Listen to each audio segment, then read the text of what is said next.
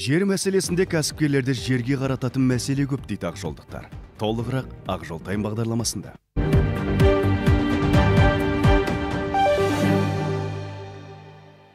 Жаңадан бизнес бастағысы келген кәсіпкер өзіне тиесілі жер телімінің нысаналы мақсатын өзгерту үшін жергілікті бюджетке шамамен 3-4 миллион теңге төлеуге тиіс.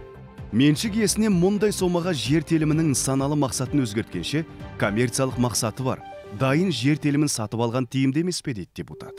Қазақстанда жаңада бизнес бастаймын деген кәсіпкерлерге ең бірінші кедергі ол жер сатып алып немесе өздеріне тиесілі жер телімдерінің нысаналы мақсатын өзгерту.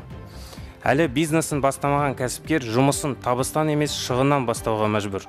Жер учаскесінің нысаналы мақсатын өзгерту рәсімі мемлекеттік қызмет ретінде тегін жасалғанымен, жер кодексінің 9 бабының 5 тармағына сәйкес, жер учаскесінің нысаналы мақсаты өзгерген кезде, жер учаскесінің меншік иесі өзгертілген нысаналы мақсатта, заңнамада көзделген жер учаскесінің кадастрлық құнына тең соманы бюджет кірісіне төлеуге міндетті. Бұл әрине елді мекендердің бас жоспарында көзделген объектілерді салу мақсаттары үшін бөлінген учаскелерге қатысты емес.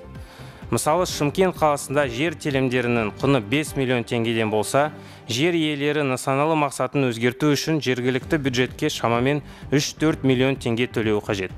Елімізде жекеменшік үйлердің иелері өз үйлерін коммерциялық мақсатта пайдалана алмайды. Оған арнайы рұқсат алу процедурасы өте қиын әрі қаржылай шығындар бар.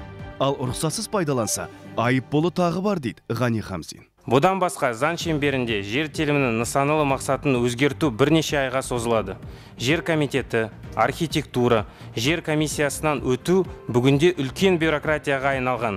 Көп кәсіпкерлер рұқсат ала алмайды, және оларға себебін де ешкім түсіндірмейді. Бұл мәселе кәсібін жаңадан бастап келе жатқан кәсіпкерлер үшін өте маңызды және өзекті.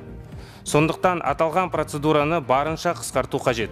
Қазақстанда жаңадан бизнес бастаймын деп, өз тұрғын үй құрылысын жүргізу үшін берілген жер телімдерінің нысаналы мақсатын коммерциялық мақсатқа өзгерту тегін болуы қажет. Меншік иелерін жер учаскесінің кадастрлық құнын төлеуден босату қажет. Жер телімдерінің нысаналы мақсатын өзгерту процедурасы бірнеше айларға созылуына байланысты барлық цифровизация мүмкіндіктерін пайдаланып, 7-10 жұмыс күні аралығына дейін қысқарту қажет.